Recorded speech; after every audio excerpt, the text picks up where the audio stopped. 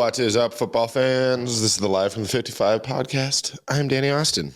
We are recording live at our Martin Loop, Calgary, Alberta, Canada studio. It's Sunday morning. I got Ian Busby. He's going to be here in just a couple minutes. He's our sort of regular Sunday guest. Always appreciate him. And I think that today we're going to give Ryan Ballentine a call. See how Ryan's doing. I haven't talked to him in a month or so. And I think that ultimately we're pretty much ready to put the Stampeders season to rest after last night. After that was a terrible game against the Hamilton Tiger Cats, losing 22-15. Just one of those games that makes you shake your head and wonder what is happening at McMahon Stadium a little bit, because this is not the same Stampeders team that so many of us were used to for so many years. Lots of other stuff happened. Winnipeg Blue Bombers 31, Toronto Argonauts 21. I guess this is I don't even think this is all that nice a win for the Bombers. This is just sort of a game where, to be honest, with Chad Kelly resting, the Argos clearly were not willing to sort of give up their secrets in advance of a potential Grey Cup matchup. And look, all the Bombers can do is go out and beat the team that's in front of them. So you can't knock the Bombers for the way that they played. But I don't think this teaches us absolutely anything other than sort of that the Argos social media guys and girls are pretty funny. I did think that the way that they, threatened to block the Bombers post game and then posted the block from the Grey Cup. It's just good comedy, guys. I appreciate that. Other than that, I don't know. BC Lions 33-26. Lions are very much keeping pace with the Bombers for first place in the West Division. Both of those teams, what are they?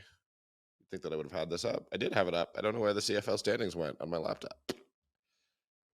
Yeah, they're both 11-4. So they are facing off this weekend. We are going to talk a ton about that on Thursday's show, because if Argos Bombers didn't quite end up being the game of the year that we were all sort of anticipating and hoping for, and a blockbuster, well, Lions Bombers is pretty good, guys. If you are the Lions, you really want that West Division final to be played in your house, indoors. If you're the Bombers, you want it at IG Field. Craziest crowd in the league.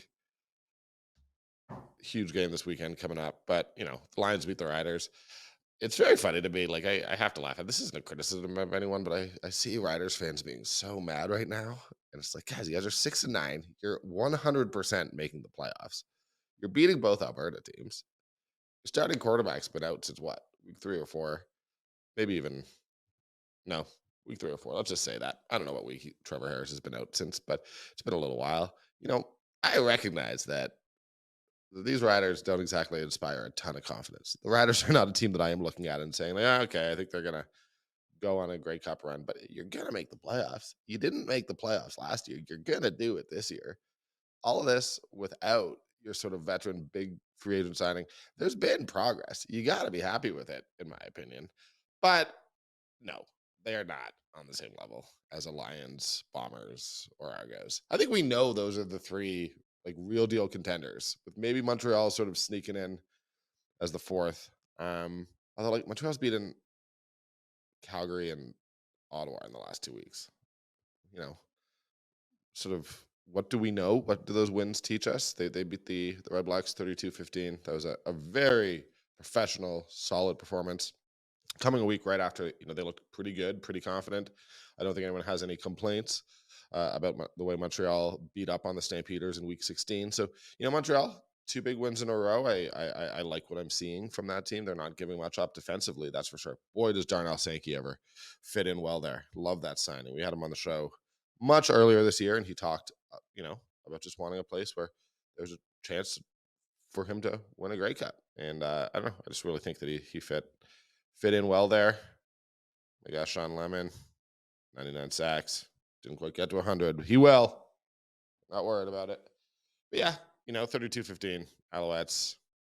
Cody Fajardo only threw for 178 yards, which is wild. But all around, look, the Alouettes I are comfortably the 4th best team. But I don't think anyone, we're lying if we don't have the Argos number 1 and then the Lions and Bombers fighting for number 2. And then finally, obviously, Hamilton Ticats 22, Calgary St. Peter's 15. I don't think I need to go too far into this game because, especially if I have Ballentine on, Ballantine's going to want to talk about the Stamps. No question there. That guy loves them. But I don't think you can love the way this team is playing right now. Really feels like they just want the season to be over. But hey, the Ticats, man. Matthew Schultz coming in relief. 11 of 19, 225 yards, 2 touchdowns, an interception. That's a nice interception. That Cam Judge interception was unreal. Can't have any complaints about Cam Judge. But there you go. What a weekend it was. I wouldn't say it was like the greatest weekend of CFL football that we've ever seen. I think we can just admit that. This was one of those weekends, sort of as the games went on.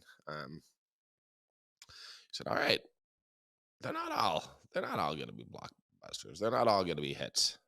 Sometimes you got to get through some of these games, and man, there were times when that Hamilton Calgary game was a slog. I had fun watching the Montreal Ottawa game though, and yeah, so here we are. It's October, pretty much a month left of the regular season. I think we got a pretty good idea of where we're at. East Division, not a lot of intrigue up top, but Montreal and Hamilton gonna be fun, fighting for second place. I think TSN, I was looking at their website earlier, and they were asking, like, who has the bigger home field advantage. I don't have an answer for that, but I do sort of think that I wouldn't want to be going into that Montreal stadium. Montreal fans get loud when their team is winning. They get loud for a playoff game. I wouldn't want to be going into Montreal. I wouldn't want to be going into Hamilton either. Them knowing they got a game with Toronto coming up in the East Final, and then potentially they're one game away from playing in a home Grey Cup. Look, yeah, either East Final I'd be happy with. Or either East semifinals, I should say. And yeah, out west, that fight for first, man. That's going to be the whole thing. It's going to be really fun coming down the stretch, and that obviously starts this weekend with BC and Winnipeg in BC. It does, right? I'm not completely out to lunch on that. Yeah, it is in BC, October 6th. And yeah, I mean, it's probably time for us to start talking about awards. That's something that I think we're going to need to break down a little bit. I had someone, I thought it was a good question, to be honest. I saw someone, and I apologize for forgetting who. I'll shout you out on Twitter if you get in touch with me or on the next podcast. But someone asked me, I mean, like, okay, if Chad Kelly is sitting out games, does it hurt his MOP candidacy? Because I do think that, like, there's no questions. Chad Kelly is the most outstanding player in the league. I don't think that we can look at the standings, look at what Chad Kelly's done, look at his efficiency and go with anyone else. I think it would be ridiculous. I know we're going to hear out of Winnipeg pushes for Zach Larson. And I rightfully think Farhan Lalji said, hey guys, let's keep an eye on Vernon Adams Jr.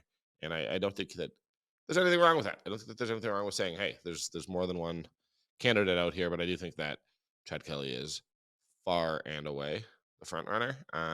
And I have a feeling they're not going to, like, they arrested him because it was Winnipeg. I don't think it's all that complicated.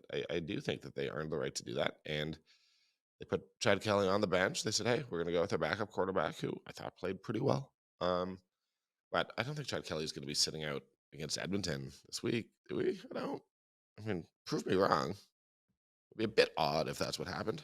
But I do, anyways, I think him being benched was just sort of a Winnipeg specific thing. And yeah, I expect him just to kind of cruise to that MOP award. The rest of them I got to look at. It's been such a weird year. Like, I know Matthew Betts got out to such a hot start with sacks, but his numbers have certainly slowed down since that sort of opening month. And I mean, it's the totality of the numbers, I guess, that probably matter. But does it hurt him that it's such a good sort of opening month, 6 weeks, and the numbers haven't sort of continued climbing since? I don't know. Defensive, you got to kind of go into, and there's so many great defensive players in this league. So I'm not going to go into rookie. I've done this before. I think I tried to do it, and then Charleston Hughes called last week. So anyways, that'll be a big conversation this last month. Always going to be fun. I wonder, is there a Stampeders player who is going to... Reggie Bagleton makes the All-Star game. That's for sure. Not sure there's anyone else on the offense who I think has a real good shot. I mean, there's certainly no other receivers are going to be there. No running back. I'm trying to think. Yeah, no, I don't think there's anyone there. I think defensively, you'd probably find a way to skip Mike or to get Mike Rose in there, but I don't think there's anyone else. So maybe Mike Rose and Reggie Ballentine are the only possible All-Stars coming out of Calgary. I mean, that's what happens when your team is 4-11. I mean, I guess there's a chance Mike Holloway. Nah, that's not going to happen. Yeah, weird. Very weird. But who knows? Maybe they'll just announce the wrong All-Stars and there will be like 10 Stampeders. Hope they do that again. What a trip that was. Anyways, yeah. Other than that, big news of the week. I mean, Green Day halftime show. I'm not sure that's going to like pull the under 20s or under 30s in necessarily, but obviously a big name in the music world. Going to be important. We're going to have Ian Busby. I'm sure he loves it. I can take or leave Green Day. I don't really care, but I think it's a decent halftime show. I'm not going to get too worked up about that. I think that in general, the response on Twitter has been pretty positive to it. I don't know, Lions adding Colin Kaepernick to the negotiation list. I don't think I need to waste my time with that. There's lots of people out there who can chat about it. I don't think that's all that big a story, really. Look, we're here to talk about the games. Let's get to it. Honestly, I'm so deflated by what I had to watch last night. That was really well and truly, it looked like the Stampeders have, I don't want to say thrown in the towel. The story in the Sun today was that they have not thrown in the towel. So why directly contradict myself here? But they looked like a team that was ready for the season to be over. They looked like a team that didn't have any fight left in them. Some of their best players getting beat. Some of their highest paid players getting beat deep. Didn't like seeing it. I wrote this on Twitter. It has been 5 years since the Calgary Stampeders won a playoff game. 5 years. They're not winning one this year. We talk about the Stampeders. We always have, as if they're sort of, standard. They were, even when they were sort of doing this on the fly rebuild, we all sort of felt like, well, at the end of the season, they might be ready to knock off a veteran team like the Bombers. Well, I don't know. They kept losing in the playoffs, and now they're not even going to make the playoffs. Weird season. Thank you to our sponsor, Mugs Pub. They have amazing weekly specials. Thank you to Fraser and Fig. Guys, let's get to Ian Busby. Guys, let's say you're having a party. Let's say you're having a picnic. Let's say you're having any occasion. I got to talk to you about Fraser and Fig, because I love these guys. Here in Martin Loop, a couple storefronts down from our studio here. Fraser and Fig, man, these guys do these delicious elevated cheese and charcuterie boxes. They're made with all these fresh artisanal ingredients, on-demand grazing, pickup, delivery. You got it. Just let them know what you want. They will get it to you. Honestly, I'm such a big fan. I had a picnic a little while ago. I brought one of their curated boxes, and it was a huge hit. I looked great. People loved it. We're hungry. They weren't hungry anymore. These ready-to-go boxes, they got them in 4 sizes. All their boxes come with meat, cheese, dried fruit, fresh fruit, nuts, olives, pickles, and carrots. Their selections vary from month to month. Choices are always new. Just because you've had one doesn't mean you've had them all. I love Fraser and Fig. I love having them as a sponsor. They're the best. Make sure you check them out. Tell them Live from the 55 sent you. Ian Busby, welcome back. Thank you for having me. You're basically the co-host on Sundays, let's be honest. We can call you a guest, but you're pretty much a co-host. So it is well, no, you're the one hosting. I'm just here for the poops and giggles. Well, there you go. There you go. We got to keep it regular for this. Before I go into this weekend's relatively underwhelming set of games, let's just do some hey. Ian's excited. Jamie and I's excited. Let's talk CFL Grey Cup halftime show. Green Day. I think you like that, right? Yeah, I'm super pumped about this. We thought we were going to get Green Day last year in Regina, and we were all set to. I think I actually promoted it. It was like, oh yeah, that's going to be Green Day, and then it didn't turn out. So now it's Green Day. We're pretty excited about this. Yeah, Jamie and I is the most excited about this. So shout out, Jamie. Going to see you there. I'll be hanging out with you at the Grey Cup halftime show. That's going to be good times.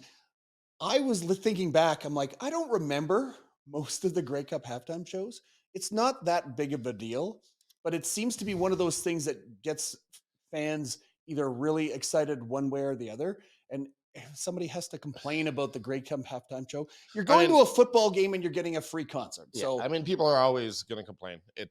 It's one of the ridiculous. I complained a lot last year because they didn't announce the Grey Cup halftime show. That was a week before, and that was the problem because they kept booking people and then them canceling on it. Yeah, that's what I understand from talking to people that were involved in that. It was just okay. They were trying to get some big bands, and Green Day was one of the bands they thought they could have gotten. now they got him, so I'm excited. Yeah, look, I don't like. I'll be honest, I don't care about Green Day, but like that doesn't mean that I don't think it's a good Grey Cup halftime show. Like It's pretty good. yeah, Like they're gonna play like 6 songs you love, so yeah, it's gonna be great. Yeah. And that's the thing. No matter what, like every year, I remember when Alicia Cara was the Grey Cup halftime show. That was 2018. 2018 in Edmonton. Okay. And there were like a lot of our colleagues in the media were complaining. It was like, oh my gosh, you're all such old white men. Like it was like so. And then they all started. Yeah, we are just old white men, so we complain about everything. And then she got on stage, and like I remember, like one by one, people tweeting being like, "Oh, I actually really love Ali." And it's like, yeah, because she's amazing. Yeah. Keith Urban, I remember there was a. See, if you tell me these people are Grey Cup halftime shows, I can tell you where and when they played. For sure. But I wouldn't I would say, okay, 2017 in Ottawa. Who was the halftime show? Shania Twain. Yes. That was a big one. But I don't remember 2015. Republic. 15 was Fall Out Boy. I don't think we just need to do this. The point is, because we could just like go break down the last 10 years, and at some point you get back to Headley, and we all just that guy. That we're not going to talk about Headley, obviously. Yeah, that guy's disgusting. So, anyways, Green Day. Look, they're a band that everyone would know. They've been for 30 years. They're gonna make a lot of people very happy. So I'm happy for people who are happy. Yeah, I'm pretty sure nobody's going to complain, right? If you want to send Danny your comments, not me. No, I'm not complaining. I said. No. I'm just saying. I don't care. If you are going to complain, send Danny your comments. Don't send them to me. All I'm getting is complaints about the Calgary Stampeders these days. I actually don't want to start there. I don't want to start there. See, I've given up on the Calgary Stampeders. Yes, that's why. So. But we do have to break it down because, and why I want to get to that game, but not right away, is like we'd given up on them. We very much did last week, and I thought we did a nice job. I tried to transition midweek to Sean Lemon, which I do think was my best podcast. But like we said, okay, it's done. But this is the week that it looked like they thought it was done. Yeah. Beyond that, like. Well, and here Sean Lemon, who's trying to get his 100th sack, keeps getting like touchdowns and interceptions. I know. It was like, all right, those are better than sacks. I watched that really entire game being like, get Lemon to 100, get Lemon to 100, and then he gets a touchdown instead. And I was like, that's objectively. Picks up the ball and is like, wait, I'm going to go run this one in for a touchdown. The replay of that was so funny too. And that sealed the victory too. Like, it was great. 2 seconds where he just kind of stands there. Like thinks the play's over. Yeah. And then the play's not over and he runs in for a touchdown. Oh, I got a touchdown. I was like, I just want him to get to 100. I had a whole thing on my podcast. But I mean, this is, I said to you before we went on air, this is like the hardest weekend I've had to talk about. And I watched these games. It's just like Winnipeg 31, Toronto 21, like told me absolutely nothing. No. Like, that's exactly what I thought was going to happen. Well, when they announced that they weren't going to play their top quarterback, and then they were playing their third stringer in the fourth quarter with the game on the line, it was like, okay, that basically told you that they didn't care about winning this game. No. And they were like, oh, no, we're saving this one for the Grey Cup. We're keeping everything in the vault. We're not showing you guys anything. No. Okay. I don't even think it's like that insightful for us to say this. They clearly looked at this game and were like, okay, chances are our biggest challenge of the year is going to be this team in the Grey Cup. Yeah. The Argos think the Bombers are going to be the one that they face in the Grey Cup. That is like, that much is very clear. I still think that the Lions have a very good chance of getting there, which we're going to talk about. We're going to talk about some MOP stuff, but they clearly, like, this is the game where the Argos said, all right, like, shut down the playbook, put in Cameron Dukes, put in the third stringer, like, and we've said this. I don't blame them. I don't have any issue with it. It was disappointing, but at the same time, this is what, like, but they're at this point, they're not in the business of entertainment. They're in the business of winning games, and they have won a lot of games.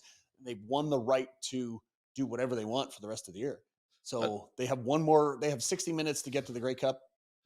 And that's what they're geared up for. And I'll be honest, I think that I don't think Winnipeg was out there. I think Winnipeg wanted the win. And particularly in the second half, we saw them put their foot on the gas. But like, as much as I don't think that the Argos were going out there and showing their entire playbook, I think the Bombers played very conservatively as well. Oh, yeah. So like, when I say I have no conclusions from this game, I actually have none. I don't think either team. Nobody laid it on the line. But what we're going to see hopefully this week, coming up, BC, Winnipeg at BC on Friday night, that is going to be the lay it on the line game, because that's going to be the one that determines first place in the West. So you know what? That's a nice segue by you, and because again, I just don't have anything more to say about Argos Bombers. Like I wish that I did. I wish that anyone from Winnipeg or Toronto who's listening, I could say offer some great take that you guys could take home and share with your family. I don't. No. Winnipeg, BC.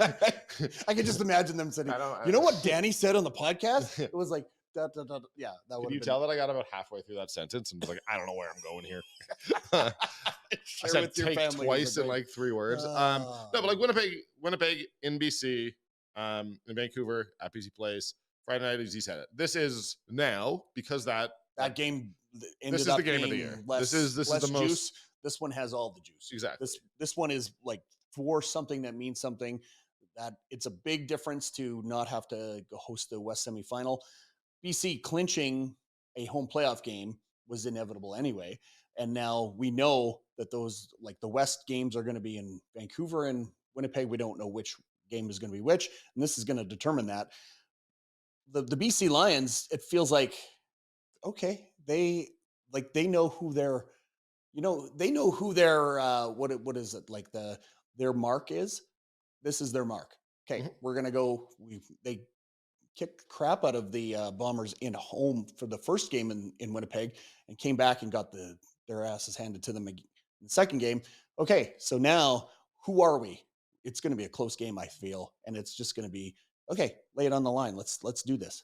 Yeah, I mean, this is it's interesting. I think that there's this balance in any of these games where by winning and by going out and battling and surviving, and I mean, look, ideally laying a beating on the other team, but by winning these games, I just think that you gain a psychological advantage. Yeah. So it's the balance between that and what Toronto and Winnipeg did this week, which was, and also not showing all your cards. And so that's where this game is sort of interesting. The thing is that like this game is going to determine where the West Final is. Yeah. I mean, it's not like there's other games coming later. Like, but like, there's not that many games left. And you would think that both of those teams are probably going to be heavily favored in the rest of their games. Mm-hmm. And to me, I look at the CFL right now. There's 3 good teams, and we know who they are. I've said that there's the Argos are one, and then there's a second group of really good teams. Yeah, but like there's only 3 contenders. Yes, and Montreal might. I don't know. I don't know. Let's just move on. No, I don't think so. Like well, I said this in the intro. I was like, well, look, Montreal's like suddenly winning again, but like they beat Ottawa and Calgary. Yeah, so. I can't. It's so weird saying that, but like that doesn't actually show us that much. No. So they beat the teams they should beat.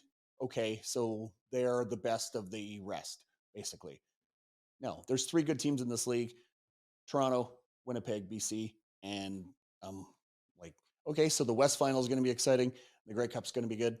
We'll see how it plays out. Now, Toronto doesn't give Toronto a bye to the Grey Cup. That's the thing. They have to still win that East Final, whether it's Hamilton.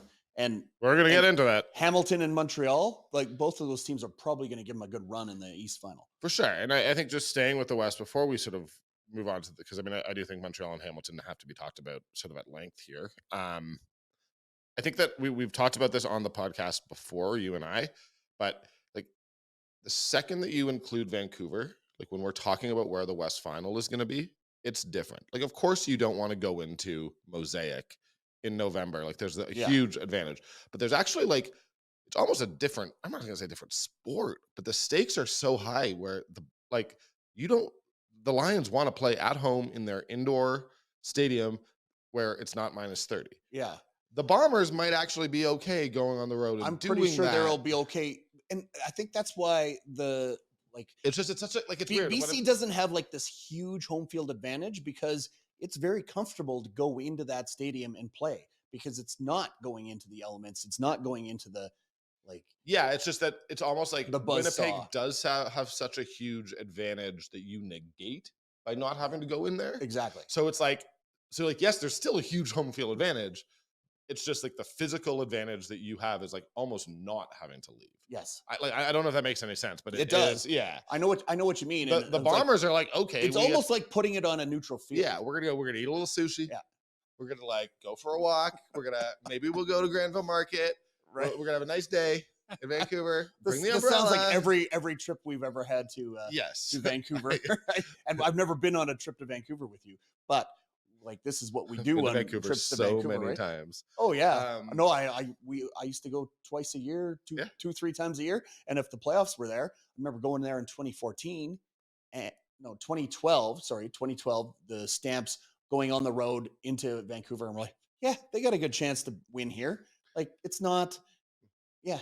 And But the Lions are really good at home. So I will say my little Vancouver tradition was always I would get in, I'd get straight to my hotel, yeah, Delta Gastown, just next to Gastown, just a couple blocks away. Beautiful spot. Love that hotel. I would go for the most expensive sushi. Like just like it was so good. And then I would just walk the seawall all the way around Stanley Park.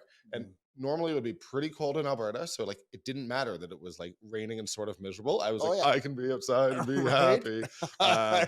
Now I have a complicated relationship with Vancouver now.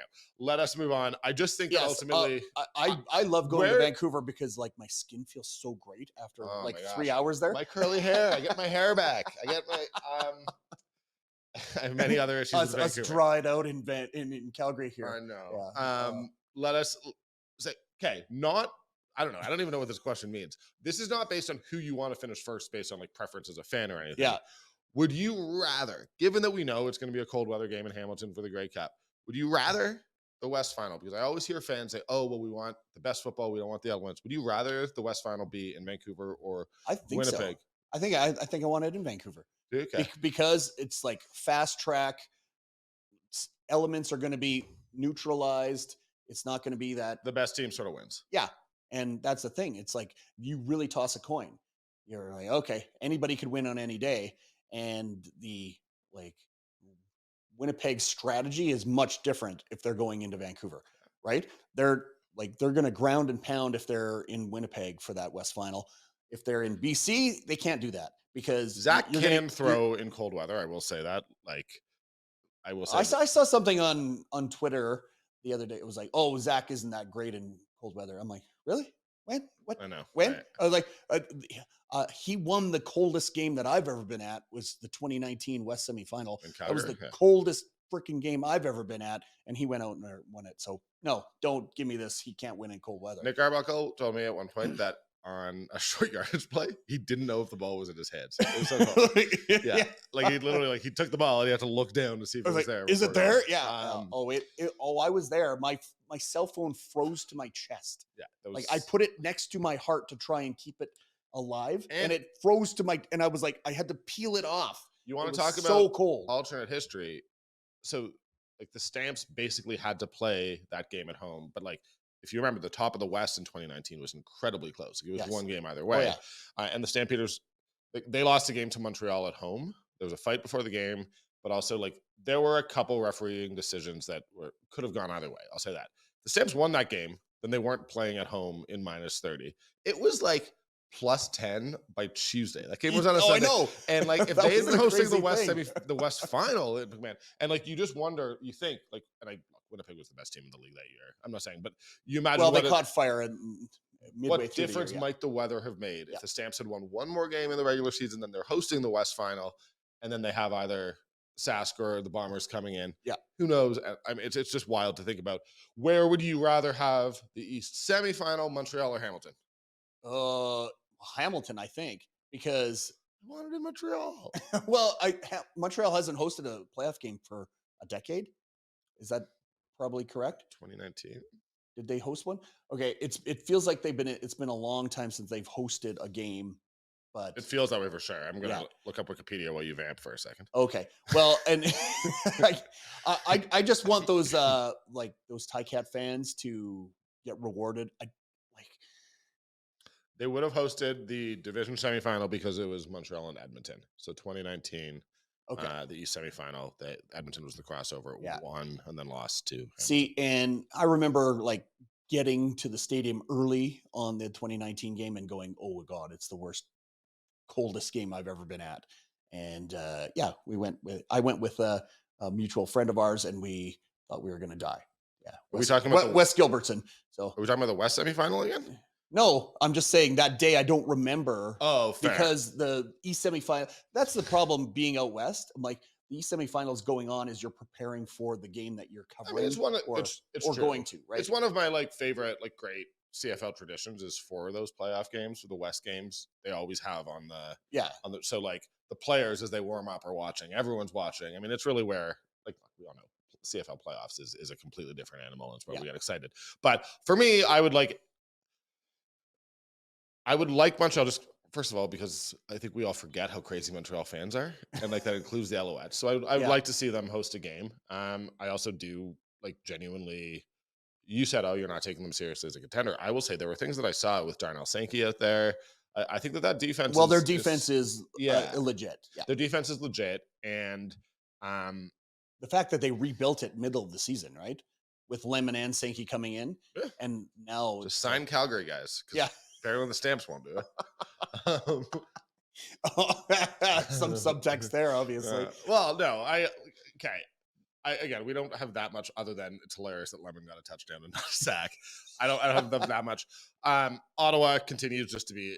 I feel with them a little bit the way that I feel with the Stamps, where they feel like a team that it's like. I actually think there were some encouraging things earlier in the year from Ottawa, but they do feel like a team that's like ready to move on.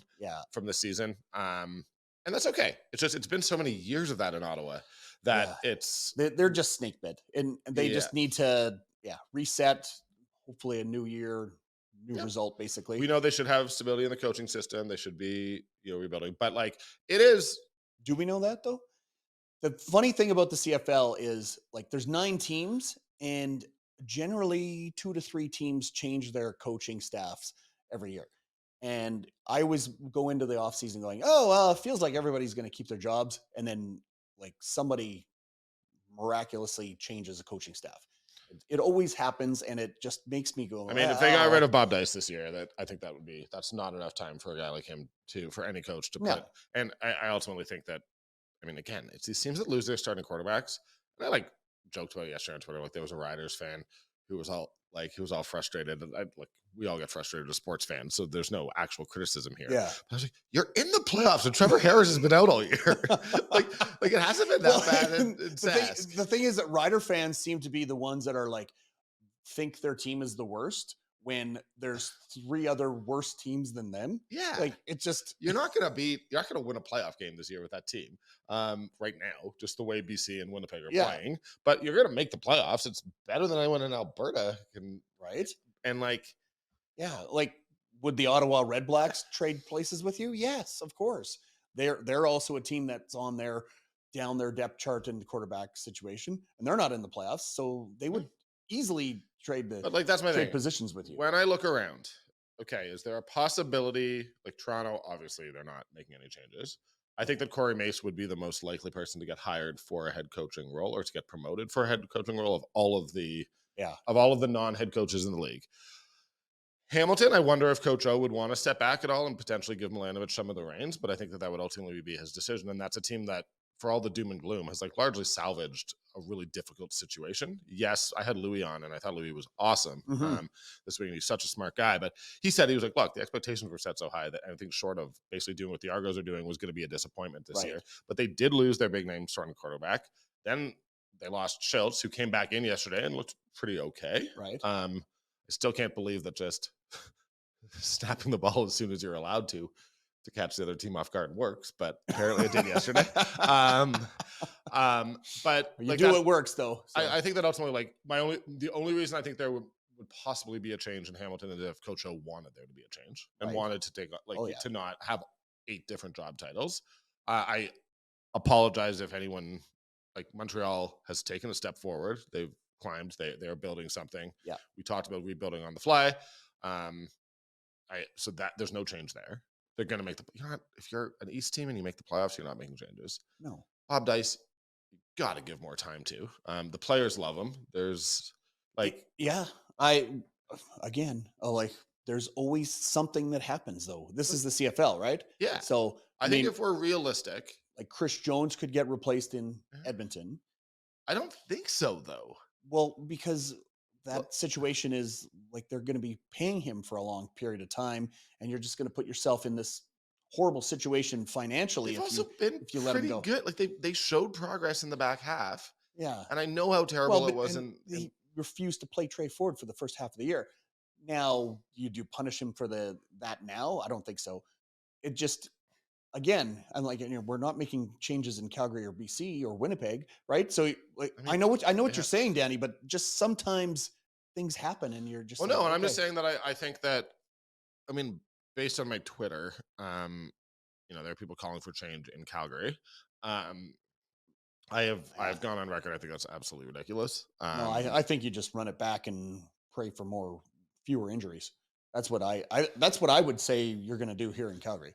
But Yeah. again, I'm watching that team last night and just seeing So yeah, let's we're gonna have just seeing not enough oomph. Like, this is your season on the line, and they have just kind of they're checked out. mentally decided they're not making the I playoffs, mean, and they're fine. when Jonathan Moxey is getting beat deep twice, like that's when Trey Robertson is getting beat, that play was weird. I'm not like Yeah. as concerned. Like it literally, I don't really understand what happened on that play. To be perfectly honest with you, obviously the Chris Snow Joe news had kind of dropped, so Yeah. that was at that exact moment. I was trying to get a Chris Snow story online, so I sort of watched it without breaking it down or anything like that. But like when those guys, when you're veteran corners who you're paying big money to are getting beat, when you don't have, like, they didn't have any sacks last night. Second game in a row. It didn't feel like they had any. Like I believe that's the second game in a row where they had no sacks. Because I know against Montreal they didn't, and Montreal's allowed more sacks. But I mean, it's not even the sacks. It's just like not pressures. just not enough pressure. Like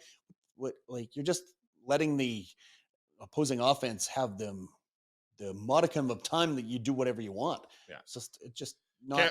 Cam Judge I thought was good, but otherwise there was no one. I mean, I was asking, like, I think, let's be real. When we come to All-Star voting, the only All-Stars realistically for this team will probably be Mike Rose and Reggie Begelton. I think I said this. Yeah.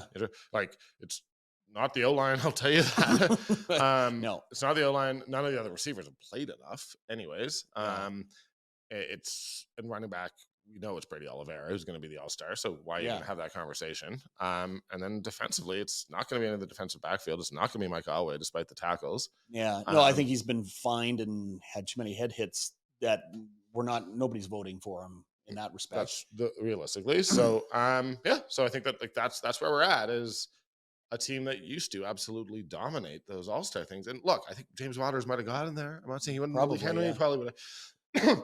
The injuries count, but we said it a little bit after last week, but last week was the one I was like, all right, this is done. This is and I took criticism for saying that they were done, they were cooked, they were finished. And it was like, because I just don't see any signs of life. You got to have some signs of life here. And it would be different if it was like, oh, the other, like, Saskatchewan had run away with it. I think that why fans are angry and frustrated is because the opportunity was there. We're not wrong for saying every game is must win. Yeah. We're not wrong for saying, oh, they got to win to keep pace with Saskatchewan. It's just Saskatchewan keeps losing. Yeah. So they keep being given opportunities and then doing nothing with them. And I tweeted this last night. And I mean, if you read my gamer, I don't think I've ever been more negative on this team than I was last night. I didn't see anything that made me sort of impressed with. Like, I watched the entire game, and I keep thinking, it's like, there's no chance they're winning this game. No, they're just not taking control. They're not taking advantage of their opportunities. They're just not doing anything. And look, I'm feeling a pressure to be like, call for heads to roll. I don't think Jake Mayer was good yesterday. I'm not going to say that I think he was good. I just think that if you watch that game and didn't see all the other things that were going on with the Stampeders, then you don't know how to watch football if you just put that entire game on the quarterback. No. The O-line without Sean McEwen there, and again, how did they lost 2 starting tackles, and now Sean McEwen's out hurt, but the tackles, they had an offseason to go replace Julian Good-Jones. They had Derek Dennis in camp, an all-star last season. Yes, he was coming off a leg break, but still one of the most experienced elite offensive linemen. They made that decision. And maybe he would have been worse. Maybe that's the argument that they want to make. But if you watch that game and where they couldn't run the ball, people keep saying, oh, they got away from the run. They didn't really get away from the run. They never got into the run. No, Jake didn't make all his passes, but that's the game. I don't know. Ryan Ballentine's here. So Ryan, just give me 1 second. You're 4 minutes early. But the reality is, no, I am not going to call for Dave Dickinson's head to roll. I'm not going to call for them to abandon Jake Mayer and go with Logan Bonner for the closing weeks. There are. I understand the arguments. Let's see what you have in your other quarterbacks. I think they know what they have in their other quarterbacks. Well, you have and I think we said this last week. You have a young quarterback. You still need to get him reps. You still need to get him. Yep. Yeah, these games are going to be like crucial for your future because he needs to go through these. Like, okay, we need to. Their next game is against the Riders in 2 weeks. They got a bye week this week. Okay, and they could be eliminated by then. I think. Yeah, and so well, not technically. Who cares? They're not making the playoffs. They're not making the playoffs. Ryan's going to come on and hopefully have some positivity, but really? I don't know if he is. A gigantic Stamps fan is not going to have positivity the day after them losing to the Hamilton Tiger Cats. You never know what Ryan is going to bring. Ian, I'm going to bring him on. We'll have you on next week. Yep. You good with that? Oh yeah, we'll break it down next weekend, and it probably will be well. Again, the Stamps won't play, so it's just weird when the Stamps are on bye week. So I hear you. I mean, is it this year? I mean, I don't know. It's been a well, and I was like, wait, I'm going to be so Saturday is the playoff games this year. It was just such a weird thing because I was looking ahead to the schedule and was like, yeah, the West Semi and West Finals are going to be on Saturday this year. Not in Calgary. They did this in 2007-8, I think. And because I remember having an extra day to prepare to go to the 2008 Grey Cup, and it was very nice. I really liked the Saturday playoff games. It's just going to be weird going from Saturday to the next weekend being on a Sunday. So, well, poor you. You get to go to Grey Cup. I'm paying my own way. It's not like somebody's paying for me. The thing is, it's tough life when you're trying to get somebody to pay for you to go to Grey Cup because you up until the last minute they can just pull the shootout. So, Ian, I love you. Thank you for coming on. Okay, I'm bringing in Ryan. Shut me up because I will keep talking. I bring Ryan in. I don't actually know how to do this. So, okay, get out of here. We'll talk to you later. Thank you. Bye. Guys, what are you doing tonight? I don't know what you're doing tonight. You're probably looking for something. Guys, you got to go check out Mug's Pub. This is probably my favorite pub in the city, 1330 15th Avenue Southwest, right in the Beltline. Honestly, they do it all. I, for years, played trivia on Wednesday nights at Mug's. It's the best trivia night in the city. Other nights, they got music. They got specials every single night. Some of the best food and drink specials in the entire city are at Mug's Pub. You want wine, you want beer, you want cocktails. They got it all. Big fan of their fish and chips. They got some amazing pizza. You want to watch the game? They got TV screens. You want to just have a drink with friends? Perfect spot to do it. You want to have some food? As I said, it's delicious. Mug's Pub. We love having them as a sponsor. We love having them just down the road from us here at our studios. Check out Mug's Pub. They're the best. All right. You know them. You love them. Ryan Ballentine from 3 Down Nation, from the Go Stamps Go podcast. I've spoken to you many times this season on Live from the 55, and you generally have come in with positivity, with optimism. We literally we texted a couple times during the game last night, and then kind of left it at that, and I have not followed up with you. So I don't know what vibe you're bringing to the podcast. Where are you at with the 2023 Calgary Stampeders? Here's an interesting thing, Danny. Here we go. Have they been relative garbage through 15 games? Yes. Sure have.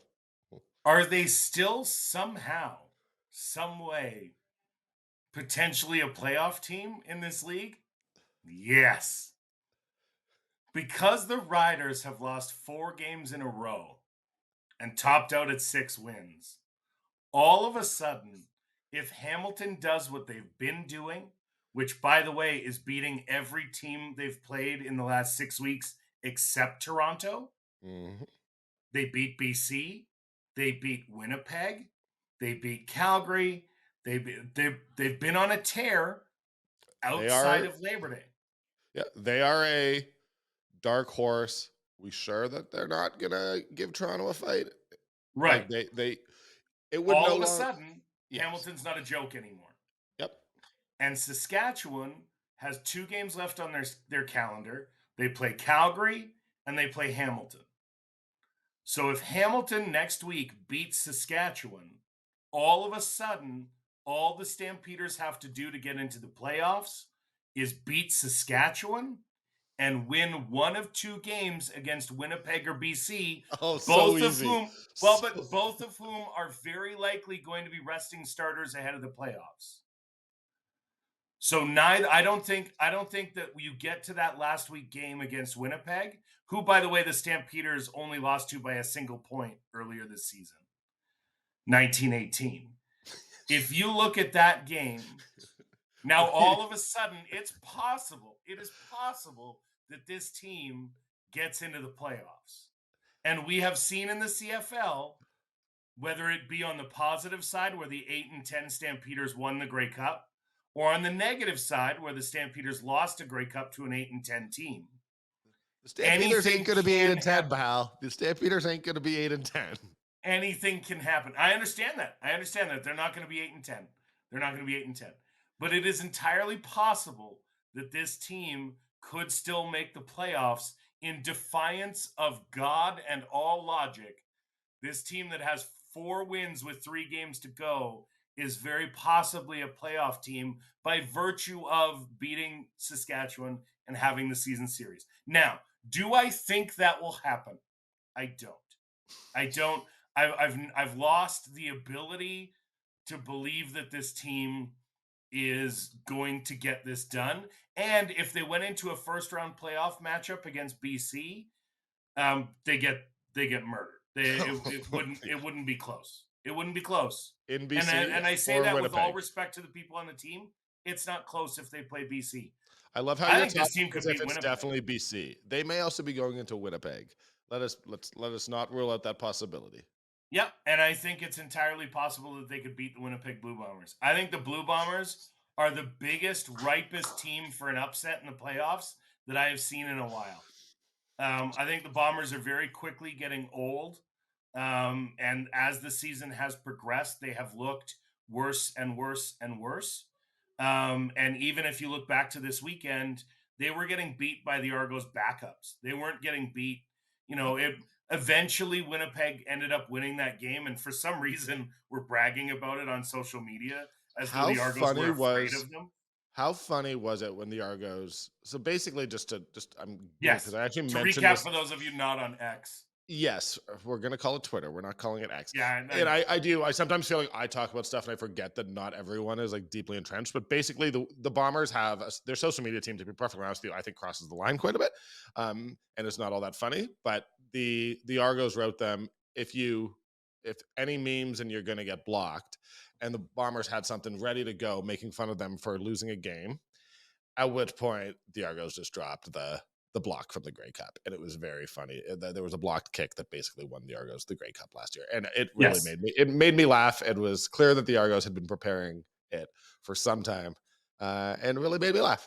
I thought it was great. Well, and did block them on X as well. Did they? Okay. Yeah, they blocked their account, and then after that, in the video, they tweeted the block from the Grey Cup last year, which I agree with you is spectacular work. Credit to both social media teams, because if Winnipeg doesn't jump in there, Toronto can't jump back. I don't want to suggest there was coordination there, but it certainly seeed like there might have been, because those videos were pretty well produced pretty quickly. Yeah, that's possible. but either way, I love the engagement of it. I thought it was great. But yeah, man, I think Winnipeg is absolutely right for the picking. I think they don't come out of the West this year. I don't think at all. I think Winnipeg beats BC, especially if the game is in BC. If the game's in Winnipeg and you've got a terrible day and it's -20 and Brady Oliveira can run wild over BC, then maybe the Bombers get there. But the Bombers don't get there the way that they've been getting there, which is on the arm of Zach Caleros and on behind the pressure of their D-line. And it's just like, the thing is, despite all that, I actually agree with everything that you just said, except that I also saw the first half of the Bombers against the Riders in the Labor Day rematch, where Zach was as good as anyone, as good a quarterback as I have seen in a very, very long time. And I still see on occasion when they flip the switch. And I think that they have that ability to flip a switch that no one outside of the Argos has in the CFL. That said, I looked, Farhan tweeted it yesterday. if you're really treating Zach as being above Vernon Adams Jr. in the MOP race, I clearly have Chad Kelly number one. But Yes. someone would have But to, Western nominees. yeah, Western nominees. There's no way, if nothing else, that should be a very close race. Yeah. You'll talk to people in Winnipeg and they'll also say Brady Oliveira, but we know how this goes. It's generally the quarterbacks. And I just think Vernon, people overstate his bad games while underplaying his good. And I think he's been quite spectacular this year. Yeah, he's thrown for over 400 yards twice. The only quarterback to do well, Jake Dolegala, I guess, got over 400 in garbage time last week. But I get, Vernon's been really good. The only thing holding him back is that, at the same time, Dane Evans was Pro Football Focus's Player of the Month. So is that not what sets Zach Calero? I forgot about that. Sorry. That is just so hilarious to me. Didn't he play 2 quarters? Six quarters in a month, and he's the best quarterback of the month, and the best player in the entire league for the month. But I do agree that there are other candidates for MOP other than Zach. I don't think Zach, and maybe this is because you're comparing Zach to himself, because Zach has not been as good as Zach has been. Mm-hmm. And so you see that kind of that downgrade from that when you're talking about, is Zach as dominant as he used to be? He isn't. He's been throwing more picks this year. He's been making bad decisions this year. So I don't know that Zach is as good as Zach has been. So that's going to be an interesting vote. Yes. So someone on Twitter yesterday did ask, they were like, well, let's say, and I talked about this in my intro, so I'm not going to go into my opinion on it too much, but I assume that the Argos are going to basically play Chad Kelly for the rest of the game, so this will be a non-starter. But how many games is he allowed to miss before it takes away from his MOP case? Doesn't matter. He doesn't have to play the rest of the way. He's still the MOP. The only team he's lost to as a starter is the Calgary Stampeders. And that's because he was injured in that game. He only played a quarter. He played a quarter before he was injured, but the only start that Chad Kelly has lost this year is to the Stampeders, and he didn't play that game. He was gone after 1 quarter. So Chad Kelly is effectively undefeated when he starts and finishes a game. I think even if he sits the rest of the season, you could still call him the MOP. Really, he's beat up on everybody. And yeah, it wouldn't surprise me. He's still the clear winner out of the East. He's the clear winner out of the East. There's no one even close in the East, and I think, I think Zach's game has had enough flaws, and the flaws that Vernon Adams' game has had shows enough that Chad Kelly just hasn't had those flaws. He hasn't made those mistakes. No, he hasn't had that really awful game either, where he should have cost his team. And he's clearly through however many weeks we're through, 16. He is the MOP. I think that the reason I sort of ask is because if we remember last year, whatever debate there was concerning people being like, well, it really should be Nathan Rourke. And the argument was well, he just didn't play anywhere nearly enough games. Right. Because he'd only played 12. Yeah. So it's hypothetically, if Chad Kelly, really didn't, for some inexplicably reason, Ryan Didwoody was our best path forward is for this guy not to play for 6 weeks. Which is, I assume, how long it is, but that's not going to happen. The Argos, what's their record now? There's so many bye weeks, it's impossible to take. It's 12-2, so they've got 4 games left, right? Yes. Yeah. So they've got 4 games left. He'll play some in those 4 games. They're not going to give him 5 games off in a row. No. That's just not going to happen because you can't afford to have him be that cold. But it wouldn't surprise me to see him play a half, a quarter, keep him warm, but don't keep him on the field very often. Yeah, and I think that they likely, I think they'll give him the better part of 3 quarters in most of those games. But I think that every team Believe me, if I could get Stamps fans to understand, every team is more than just their quarterback. I don't know why that's complicated, but like I know, like Flo, when we had him on this week, just to congratulate Lemon, he did say, he's like, "Well, I do have to rest one game," so it seems clear that every starter is getting at least one game off for the Argos coming down the stretch. Right. And and it's interesting. I mean, if anybody in Calgary's questioning that, they've got an incredibly short memory. I know. The Stampeders have been doing this for 30 years.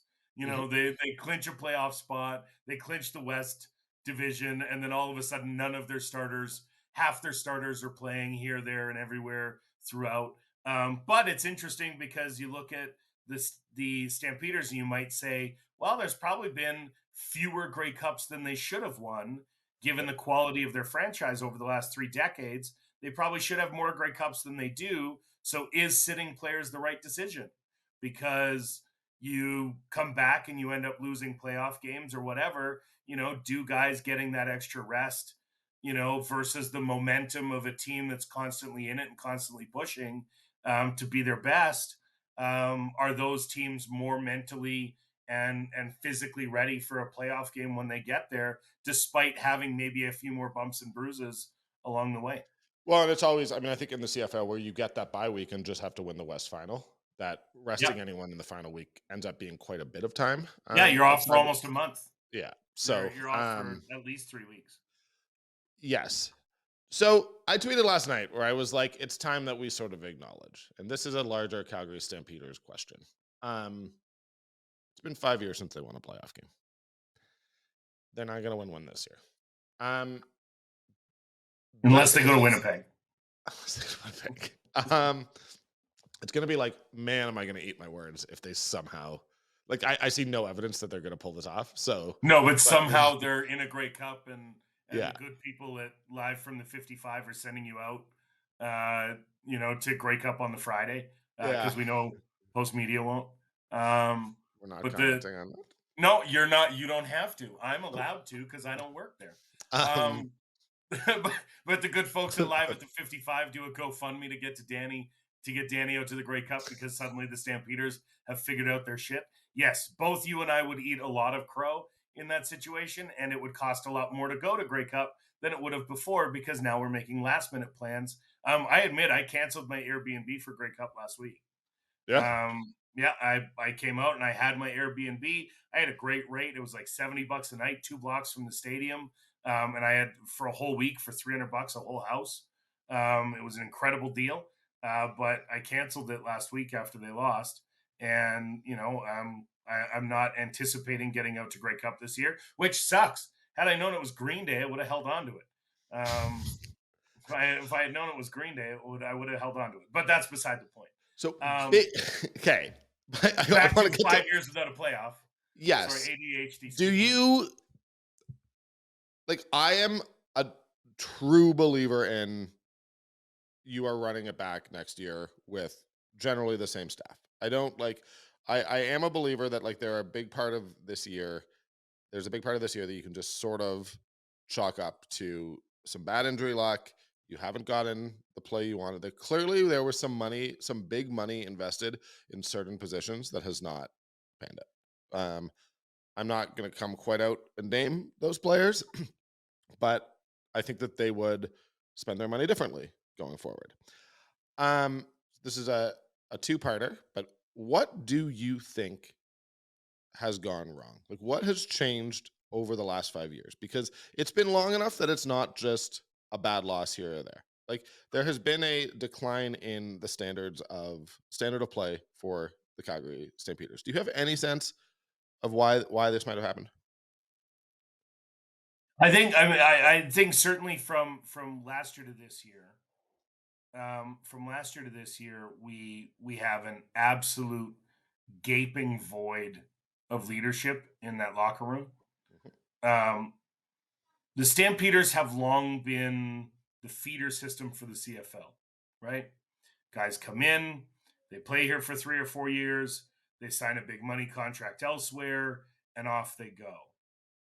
And for a long time, this team has done an admirable job of finding the next wave, of replacing that talent with great scouting, and great player development and everything else that they've needed to do to get people in.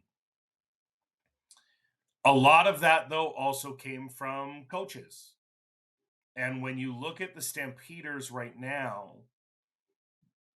they've also lost your Ryan Dinwitty's, your Corey Mace's, guys like that also were glue guys. So now you've lost glue guys in the coaching staff. And that's not to discount the current coaching staff at all. Yeah, you're not saying they're bad coaches. You're saying that there's a No, difference between guys I'm who've saying been that there's a difference that guys that were here forever that moved from being players to being coaches. In that vein, so you've got different coaches, and then in 1 year, you cut Derek Dennis in training camp, and that guy, that resume, that standard, that leadership in the locker room, does that raise questions about the organization for the people who are still behind? I wonder if we've now, if we're starting to see the kind of the after effect of what used to be the football culture, which was fear and intimidation from coaches and players, or from coaches and management, right? You're going to do what I tell you. You're going to show up when I tell you. You're going to do everything you can to be who to be who I want you to be.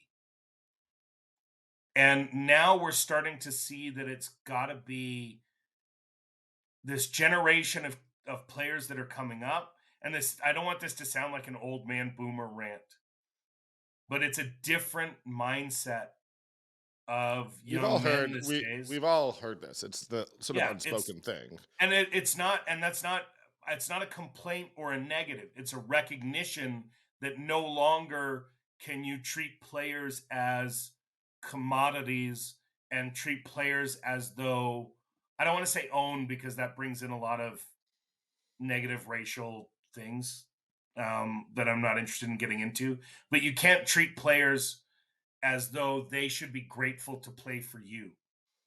What you need to be, the successful teams now are the teams that are, we knew Corey Mace was a player's guy. Corey Mace was a player's guy, is a player's guy. He's going to be with the players. He's going to make them feel like they are, they are valued beyond their contributions on the field. There's little things like that that can make a massive difference in the mindset of the room. So when you've got that loss of coaches now, and you're transitioning into different coaches, and then add that to losing Bo Levi Mitchell, longtime Stampeder, Hall of Famer, guy that just his attitude was always, I dare you to go against me. I dare you to bet against me, because I'm going to put this team on my back and I'm going to motivate my guys to get the victory. Jameer Thurman in the middle, another guy that was a rock solid clubhouse leader. Derek Dennis. Sean Lemon comes out of nowhere to win the MODP West nomination last year and can't get a contract anywhere in the league, let alone back here in Calgary. I think you've got to mention, if we're talking leadership, Kamar Jordan needs to be in there too. Yeah, Kamar Jordan's another guy that did absolutely everything to constantly try and get himself back to the level where he needed to be. Was a great locker room guy. You've got all of these locker room guys, right? That are the absolute that are the leadership and the heartbeat of the team, and have been the heartbeat of the team for a long time. And all of them are gone within the last the last off season. All of those guys went from on the team to not on the team. And so now you're talking about, we've mentioned 6-7 players that left this team that you needed to bring that leadership back in. It's almost impossible to think that from one season to the next, you're going to find 6 leadership candidates in your dressing room in one off season. So finding leadership in that dressing room, finding players that are willing to step up and be the guy, and the veterans that are there haven't been known for being the guy that's going to jump up and be the guy from a leadership perspective. I mean, I think Reggie and Kadeem, you could have had that expectation of. Yeah, but that's 2. Yeah, that's 2. I think McEwen. And yeah, I only know Jake from post game scrums, right? I only Yep. know Jake from post game scrums. I haven't had the pleasure of having him on my podcast. We've tried a couple times, and I just don't know if there's maybe an unwillingness based on how the season's going, or I just wouldn't an do it this year. unwillingness to If I do was it. him, I wouldn't do it this year. Like But if without I no mean, disrespect to you, I just like if I am Jake right now, there's such a lens that's sort of trained yeah, on him that like absolutely, I can understand absolutely, wanting. And if what I hear about what Calgary fans yell at him on the sidelines is true, yeah, yeah, it's just absolutely. I'm not sure I would want to be interacting that much either because I think people are jerks. I'm not saying that there's a friendlier room he can come into than the basement, Yeah, that's very because there true. isn't. There isn't. Yeah. But I think from what I get from Jake, and maybe he's different. Maybe he's different in the huddle. Maybe he's different in the locker room than he is with the media. But Bo used to wear that heart on his sleeve, right? And Jake, I does not. His demeanor after a win and after a loss is, if you've got an emotional scale from 1 to 10, Jake's demeanor after a win and a loss ranges from 4 to 6. It's always and I don't and I appreciate his I think that's what willingness he's to, showing the media. I think that's what he's showing us. I think he's that's what I'm saying, and I'm giving him the benefit of the doubt there, that his, we're also in a generation of media trained athletes more than we've ever been too. You know, Mhm. they know that it's the responsibility to stand there and answer questions, and it's almost that deadpan, I'm not going to give you anything type. There was when Bo was here and I'm writing for Three Down, there I could count 2 or 3 times a year where I'd get an extra story in because Bo would say something post game that was worthy of its own article. Yep. And Jake's not that guy. I think last night's interview that I saw that they posted on Twitter, that might be the most down I've ever seen him, and I would still put that at an emotional response level of a 4. It still was a reasonable and rational breakdown of the season. It wasn't like, there was obvious frustration there, Mhm. but it didn't kind of raise to that level. So I don't know whether he is a different guy in the huddle or not. You know, um, Yeah, I think he's got that sort of chill California vibe. And I don't like yep, I'm not necessarily like it's interesting, and this is sort of more like not me responding to what you're saying, but me thinking about what you're yep, saying. And like yep, it's always interesting how like that idea of never get too up, never get too down is what coaches want from players, right? Like they right, want an even keel. They want you to forget your mistake. They want you to, every play is one in front of you. So like technically what you're describing sounds great, but I also do understand that like that I understand you saying like with Bo, you felt like you were running, people were going to run through a wall with him. yeah, And and you're and saying, and we don't know, but I understand and why maybe in the you're, locker room, guys thought that Bo would be the guy to take that bullet too, right? yeah. And I'm not saying Jake's not taking it, because Jake, through to his credit, all season, Oh Jake's yeah. not He's owned it. running out there with Giselle, Jake's wife, or significant other. I don't even know if he's married. But uh, you know, Jake doesn't have a Giselle saying he can't catch the ball too, Hmm. because Jake's has eaten a lot of shit this year. Considering the Stamps once again, I think, are leading the league in drop passes. Like Jake is the one that's there saying, I need to execute better. I need to be better. This is what I did wrong. Jake is taking a lot of those bullets, but I also don't know that the guys in the room feel like he's fighting back for them at all. We didn't Yeah. execute, we didn't play well. Whereas Bo would come out and, There's a damn malaise you, that's man, I set. can't wait to play these guys again because we'll beat the shit out of them next time. That Yeah. kind of feeling, right? We just don't get that passion. No, Um, and there's a malaise that's sort of settled yeah, in with this team. yeah, And like it's to be honest, it's a thing that from the start of the season, and I found Jake talked about it a couple of weeks ago, and I was actually like, he articulated something that I've been trying to articulate, which is just there are stretches where this team looks pretty decent. yep, And then there are stretches where it feels like they can't do anything. right, And that when those happen, they just it's a good teams know how to stop that. Good teams know how to like, okay, everything's going wrong. We have a play in our pocket that we know that'll work, and it'll give us a little momentum back, give us a little confidence. And the Stamps just don't seem to have that. I mean, obviously they can't score touchdowns to save their lives right now. No. Like it has been. Well, and you look at again, that's those 7 locker room guys that are missing, right? Yeah. I was there at McMahon when Montreal broke out a 28-0 lead, and you could hear Nick Lewis in row 55 of the stands screaming at the players on the sideline that they were a better team than that, and they needed to get their poop in a group to move forward.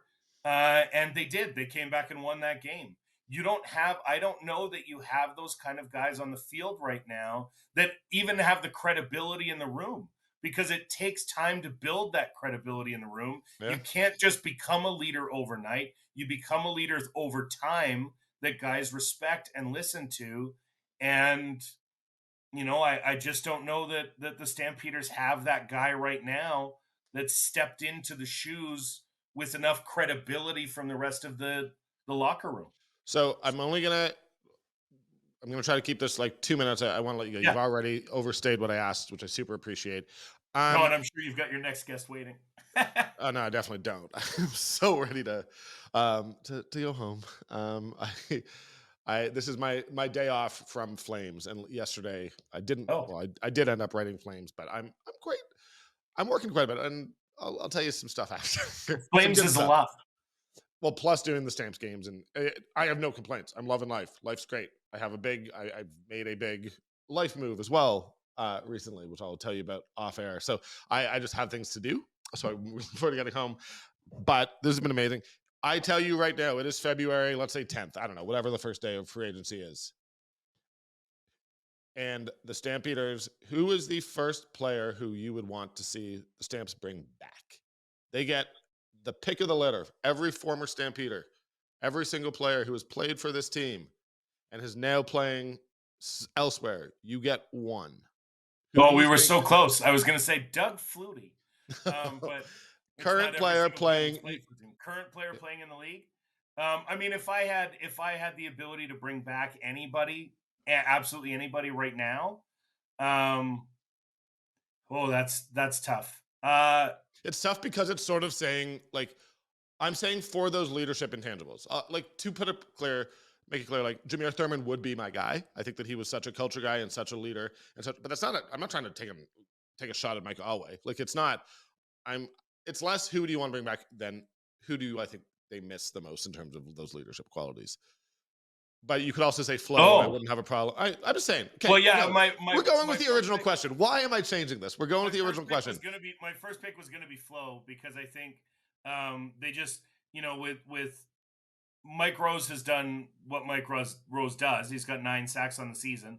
I don't think you could ask more from him, but the Stampeders continually have had little to no pressure on quarterbacks. So I would say Flo first and foremost. If you're looking from a leadership standpoint, Jameer might be that guy. If you're talking about purely who is a football player I want back on this team right now, it's Julian Good-Jones because he's a young offensive tackle who could actually give Jake the time to make throws downfield, because I think that's one thing that the fans do not give any grace to Cody, any grace to Jake Mayer about, is that he is on the run for his goddamn life back there, and there has been no tackles, not one tackle that has played this season that played to the level of Derek Dennis or Julian Good-Jones. I think Bryce Bell was the closest before he got injured. This league, but even he's supposed to be the 6th guy. This league just like undervalues tackles. Like NFL teams, like tackles get taken in the top 10. Like, yes, like offensive tackle is a vital position, and like people just like ignore I read the story being like, oh, there's all these issues with the Stampeders yesterday, and everyone was just like, oh, you're dancing around the fact that it's Jake, and I'm like no, guys, there's more to football than the quarterback. I pulled it up because I wanted to make this point, and I know we're over your time, but no, I'm over your time. We're good. Last season, Jake Mayer threw 14 touchdowns against 7 interceptions and had the best offensive line in football. Mm-hmm. And he did that in 13 games. He threw for his average was over 8.5 yards per completion. This year it's dropped to 7.4. He's thrown 15 picks. He's thrown in 15 games. He's thrown for almost 1,300 more yards, but he's also thrown almost twice as often as he did last year because the team can't get a run game going because defensive ends are collapsing in and taking away the run game. And as soon as and this is absolutely on the coaches and the play callers, because right now we either get 1 yard or we get 9 yards from Kadeem Carey or Dedrick Mills. They don't seem to have that kind of 3 to 4 yard run. They're either over 7 or they're under 1. And it seems like as soon as there's been 2 or 3 1 yard runs, the Stampeders just abandon the run game entirely, regardless of the score. Yesterday there was only 16 rush attempts in total, and that was one Tommy Stevens, one Jake Mayer, and some Kadeem, and they were never down by more than 10, which is not an acceptable reason to abandon the run game. No, I do think that there were like moments in that game where you could feel Sean McEwen's absence, and I felt like I felt like they were just plays where I was like, well, this is basically a wasted play if they try to run it down the middle. So like, I'm not saying abandon the run game, but I get him to the outside, pitch the ball, like throw a fullback out there to make a block and pitch the ball. I would much rather see them pitch the ball than see the screen pass. That's the screen pass for nothing, which we're all so bored of that play. They continue. Well, do you know who's not bored of that play? Is defensive coordinators. Because they know it's coming and they see it coming, and it's going for maybe 3, but mostly a loss. Like pitch the ball out. Let these guys who can run the ball run the ball. You know who's a really good blocker who just came on the market? Richard Sindani. Do you think there's any chance they try to bring Sindani back? No. Okay.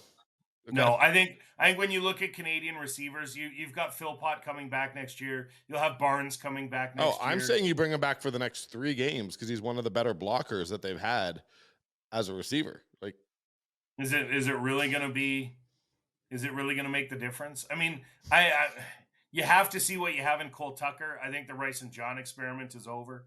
I think you have to. I think you have to see what you have in Cole Tucker now that he's back on the field. But again, maddening to me last night that he caught a pass on. He caught the one pass he caught.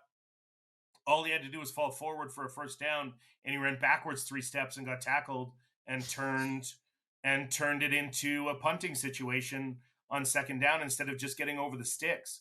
You know, when you talk about those guys, and that's the one that I don't, and I have questions about, because we know Nick Lewis is the receivers coach, and Nick Lewis was famous for, if you need 4 yards, he's going to give you 4 yards and 1 inch. Nick Lewis was always going to be the guy that got across the sticks, and that mentality isn't there with some of these guys right now, and it's maddening to see. You see guys catching the ball right near the sticks, and instead of just falling backwards and getting down, they're running 2 yards back and getting tackled to try and make more of the play. I hear that. I think Nick Lewis has done a great job as the receivers coach. I do actually I think that it's been a real positive. I just think you lost Malik Henry. Yes. Brought in Markeith Ambrose. He went down. Jalen got hurt. Clark Barnes got hurt. Like, you're arguably down 4 of your would-be starters. Reggie, I don't know what I'm doing, but I'm making this work. Reggie's playing out of his mind considering what's happening to his body. That shot to the ribs last night was, it was a suicide pass, and unfortunately, it ended up incomplete because I think he made a hell of a catch. Yeah, it was incomplete, but he went up to and that's why I said unfortunately it was incomplete because he went up to make a hell of a grab and just lost it when he got to the ground, but. It looked like it hurt. That must have hurt so. Yeah, and because there's not a lot of padding under there, and so that was just a helmet right to the body, and clean hit, no complaints. But Reggie has fully proven himself again to be one of the very best receivers in this league. If he's been exceptional. There's no question about what Reggie can do. So it was why when he fumbled against Montreal, I apologize for interrupting. When he fumbled against Montreal, I was like, this season's over. Like everyone gets to make It wasn't mistakes. just that fumble, but No, but there's it a was lot like in it was that the game. moment where I was like, Reggie has been so exceptional, and again, every player Yeah. makes mistakes. So like a Yeah. fumble, like there's no criticism of Reggie Bangleton here, God forbid. But No. like it was the moment where I was like, if this Yeah. guy's dropping this ball at this moment in the game, Yeah. maybe it's just not your year. Well, yeah, and when Mills fumbled last night, Yeah. I looked at it, I was like, damn, that's okay. Well, it's that week again. Yep. It's that week again, which is one turnover. And again, the Stampeders this year are not good enough collectively right now as a roster to allow for any mistakes. They need to play relatively mistake-free football. Jake didn't throw an interception last night. Now, granted, he didn't throw a touchdown, and he had a couple that could have been picked because, the DBs dropped them. But normally against the Stampeders this year, those DBs not only are catching those balls, but they're also taking them back for a touchdown. That's the way the Stampeders season has gone. When they've made mistakes, they've been absolutely devastating mistakes, and it's continued to happen all year. But I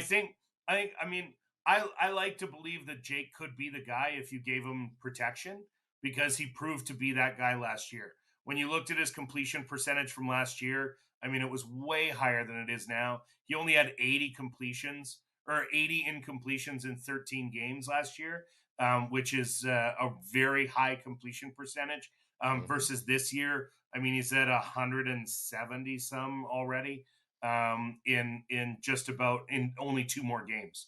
So he's got twice as many incompletions this year over last year in nearly the same time frame, and you just it just starts to get to be where you wonder what might have happened if they had given him the same kind of protection he was getting last year, and if he had the same caliber of receivers he had last year. And not just same caliber. If you had the consistency of receivers, if you had the receivers week in and week out to Well, develop that chemistry. they were constantly in and out of the lineup last year, but you always had like a combination of guys that were catching the ball. But I think this year, you lost Barnes, who was, people forget how good Clark Barnes was. I think Clark Barnes, if he played for the year, had a very good chance of being Rookie of the Year. Yeah, 100%. Um, Which at this point is what, Dustin Crum? I keep trying to What? figure this out. It's going to be, the CFL, I checked last year, they sent out October 18th. An eligibility report. An eligibility for rookies. Right. But which is so annoying because now that I have to fill an hour twice a week for this podcast, I could really use that information. It would be good to have the conversation now. That's the thing, right? When normally I complain that I don't get to vote for the Stampeders Awards. What do you do this year? Who do you give it to? You've got Reggie. MOP. Reggie to me is MOP. Yeah, Canadian judge. Rookie, still Clark Barnes. Still Clark Barnes? What's that? Still Clark Barnes. Is there? I don't know if there's anyone better. Who else is a band? Who else would it be? Legitimately, there's no one on the D line who it would be. Their linebackers are vets. Their DBs, there hasn't been they get hurt every 3 games. So other than Trey and Moxie and Dozier, and then again, O-line, I'm not giving it to either of the tackles who have played a couple games. Receiver, there's no one other. So I got to I think I guess it's got to be Barnes. Unbelievably. O-line, I'll just give it to McEwen. I don't think you can give it to anybody else. I have no idea. That's not one where I always talk to coaches, and they might tell me that Ryan Sevier has actually been amazing, and I would have no choice but to trust them. Right. Yeah. That's fair. And then I don't know, what's the other one? I don't Renee is not going to win special teams. Renee's not going to win, but it's not going to be any of the returners because they've only played half a season each. So I think it's got to still be Renee because you're not, with respect to what Cody Grace does, you can't vote for a punter for most special teams player of the year. No. So it's going to be Renee, but I don't think Renee wins it because his percentages. Well, Renee didn't officially play according to the CFL website as of right now. I don't know if you saw that I tweeted that last night, but I went to check Renee's stats on the season on the CFL website, and when you look up field goals and converts, Rene Paredes is not listed. Amazing. There are 10 kickers who are listed. Rene Paredes is not listed on the CFL's website right now. Yeah, he's not ultimately like. I mean, to be honest, first of all, I think that people have been waiting for Rene to drop off in other markets for years. Anyways, so I think like the slightest But hint. it's not even really a drop off. The No. guy's still at like 85, 87%, something like that. He's been great. He's missed a couple. Who cares? Like, Yeah. You'd still have that guy if he wants to continue being a fireman. And the ones he's missing are from outside the 40 and 50. Like he's not missing anything inside the 40. So yeah, the guy's had one bad game his whole career, like literally. So yeah, but I mean, I guess that's it. I mean, I asked Ian, but I mean, I think that the only all-stars on this team, like, I don't know if we want to go West Division. Let's just go that, but like CFL all-stars, I have to assume Reggie gets in, and I think Mike Rose. Here's an interesting question. Micah Alway leads the league in defensive plays. I think that people are, because of the fines, just going to hold that against him, and there's no way. Like, to be honest, I don't think there's any way that fans are going to, or that media and other markets are going to vote for him. It's kind of crazy, though, to think that you can make the most plays in the league at your position, but because of 4 hits that you made over the course of 140 or 150 defensive plays, whatever it is now. I hear you. And I mean, I just think that what we need is, it's like once one person made the argument that he's been fined 4 times and therefore should be suspended, I just like that every other person thought that it was creative and unique to make the same argument. Never mind that the CBA has clear rules on this. Yeah. I mean, I understand the argument. I'm not actually defending it on any level. I don't want to be defending these hits. The CFL, the threshold for CFL suspensions is so much higher than you'd ever think it should be. But it is, it's incredibly high. So yes. You need to do Marino-esque egregious behavior in order to get suspended. And not for nothing, I really didn't think that was a 25-yard spearing penalty. I thought that Alway was on his way in on that play, and the guy was tackled down from behind, and Alway would not have hit him helmet to helmet if he wasn't already being tackled a second ago. And by that time, it's too late to adjust your body position. And so I think he got an unfortunate hit in that way. I think that ultimately, like, you have a responsibility to the people on the field too. So it's like, sure. It's one of those tough ones. Like, I understand your thing, but like, you go helmet to helmet. Pardon me? As a running back or a receiver or somebody else as a quarterback, you are more than welcome to lower your head and drive it into another player while trying to get more yards. But the player who's trying to stop you from getting yards is not allowed to lower their head to prevent you from getting yards. And those are the rules. I understand that, but those rules don't make any sense. It doesn't make logical sense that Andrew Harris can drive his helmet through your shoulder and through your chest, but Micah Alway can't throw his helmet through your chest, through Andrew Harris's chest. Personally, I want a game where we are just doing little screen passes that result in, do we call that an onside punt? What did we call that play yesterday? Oh, the onside punt was phenomenal. Yeah. Phenomenal. Play of the season. More of those. Please. I love that Chad Kelly tweeted, "Wait, this is allowed?" Like that Chad Kelly goes, "Oh, just wait to see what we do with this." I honestly expected the Stampeders to do it when they were 2nd and 23 and they threw that little the second you see it, you're like, why wouldn't every team do this in every all the time? Yeah. And all that does, by the way, is suck up defenders to allow more deep balls. Yep. You've done that once, which now means that every team has to account for that, and every team has to put a defender on you coming out of the line, which opens up the deep ball down the field. It is going to affect CFL defenses whether or not we ever see it again, or whether we see it anywhere, anytime in the near future. It will affect CFL defenses, knowing that is possible. It's insane that it's possible. Yeah, you just have to. It's crazy, but you just have to do a little mini kick past the line of scrimmage, and then it automatically, you could just recover. A little dribble kick is phenomenal. I love the idea that they did it. I can't wait to see somebody else try it again, because you have to not only the idea that he was able to cross it over the 3 yards which was get it, kick it from behind the line of scrimmage to over the line of scrimmage, and then just fall on it. I mean, it reminds me of those like Pat McAfee clips where he just kind of dribble kicked his kickoffs completely on his own because they didn't have anybody within there, and then he'd dive on it after 10 yards and get the onside kick. I love that kind of stuff. I love that the CFL has it as a possibility, and I love that it's happened because now on 2nd and 23, you can't drop 8 guys. You just can't anymore. You can't drop 8 and rush 3 because you know the dribble punt is coming. And I'm totally excited about it. I thought the TSN panel did a great job of explaining it. It was a play that like instantly I was like, CFL, like yes. Like yes, we can do this. Yeah.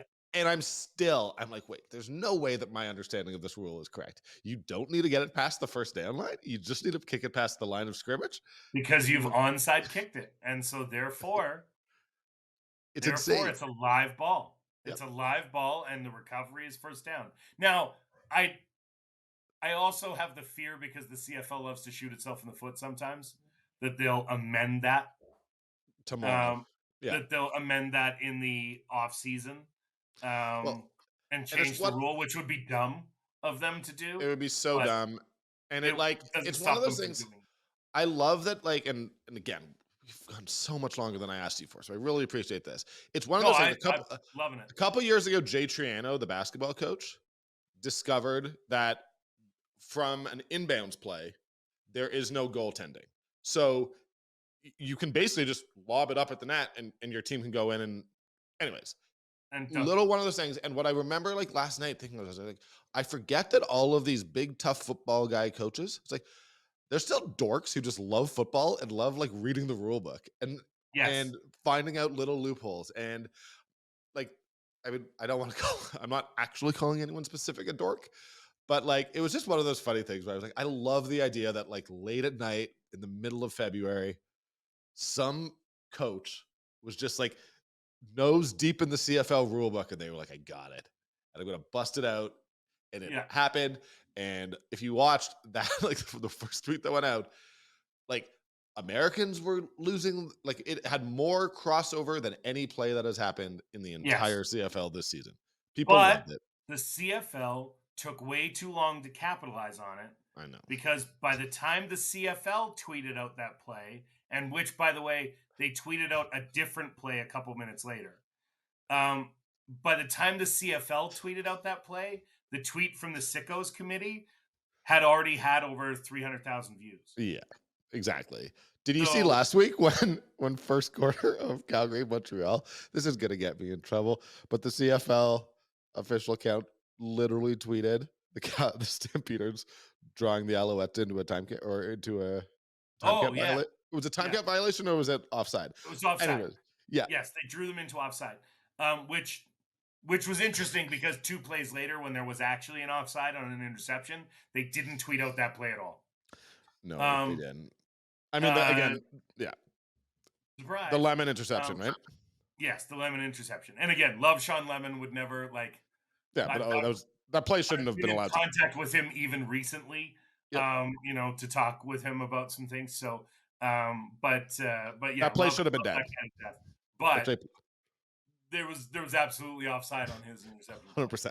Not by him, but that should have been a free play for the Stampeders. Yeah, it should have been a free play for the Stamps, and it should have been Stamps' ball shortly thereafter. And not for nothing, that was the play that really seemed to created the Stampeders and they just died immediately following that because it was on the first drive of the game, and they were like, "Oh, this shit again," and that was it. That was it. Because again, circling back, they don't have those 7 guys on the sideline going, "Doesn't matter. It doesn't matter." Forget that. We move on. Yeah. Ryan, buddy, thank you so much for doing this. Guys, check out Ryan on 3 Down, the Go Stamps Go podcast. Love having you on, man. This was awesome. Honestly, and always a pleasure.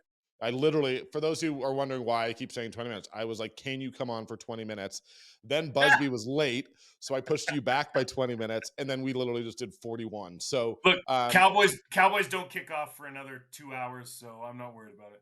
I believe I've missed the first 50 minutes of Bills Dolphins, which I would really like to get to, but my computer, for some reason, I didn't. I literally thought as I was leaving my apartment, I was like, I should get my charger, and I didn't, so I'm now at like 4%. Yeah. So Chargers thank you, getting Ryan. people down on a Sunday. That's what happens around here. Exactly. Thank you, buddy. All right, I'm just gonna do a quick outro here. Thank you to Mugs Pub. We love them. You love them. Check out Mugs. Amazing daily specials. Don't have them in front of me, but they are the best. Monday Night Football, Sunday Football, Thursday Football, CFL Football. They got it all.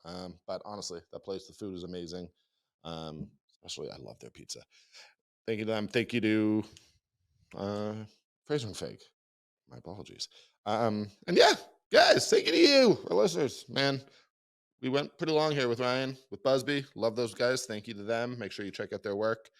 And beyond that, yeah, we'll be back on Thursday. I'm not going to break down the games here. I normally sort of try to talk about the games that are next week in this little weekend outro, but we've gone on for a while. It's noon. It's fall in Alberta. I got to get outside. So thank you so much. Really appreciate you. Please like, subscribe, share with your friends. We'll talk soon. Hey guys, thanks for watching. Be sure to check out more of our content right here on the Flames Nation YouTube page. We had a bunch of great long form interviews. You can check out some videos we've done as well outside of the studio. And of course, if you want more writing or merchandise stuff, flamesnation.ca or nationgear.ca. Appreciate you watching.